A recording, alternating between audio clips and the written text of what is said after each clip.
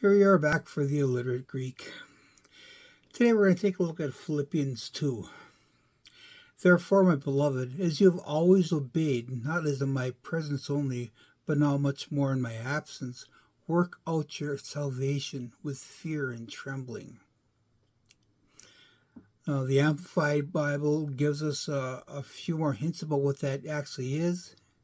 It says, to continue work out your salvation, that is, cultivated, fully completed, actively pursue spiritual maturity with awe-inspired fear and trembling, using serious caution and tenderness of conscience to avoid anything that might offend God or discredit the name of Christ.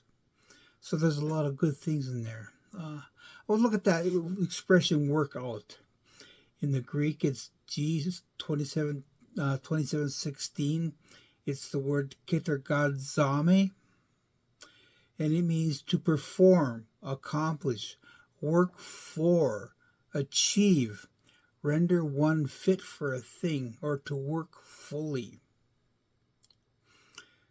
So James 2, of course, reminds us that we have faith and we have works, and we have to work out our faith with our works, because without it, our faith is dead. Now, and please, whenever I mention these scriptures, please go and read them and see what the Lord will say to you in them. So fear and trembling, it's not like, oh my God, God's going to get me if I screw up. No, it's not. And God's not looking for that. He wants to bring you closer to Him.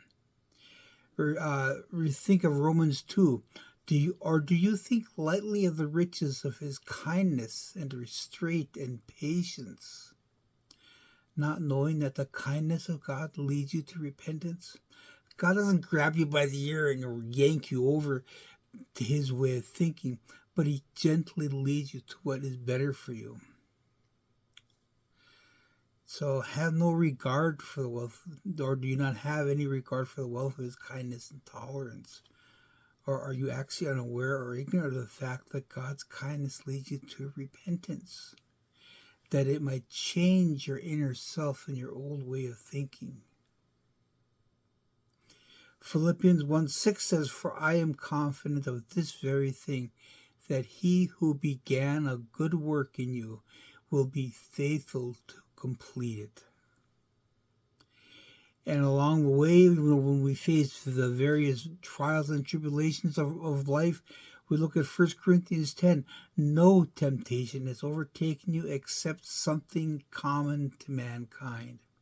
And God is faithful, that He will not allow you to be tempted beyond what you are able.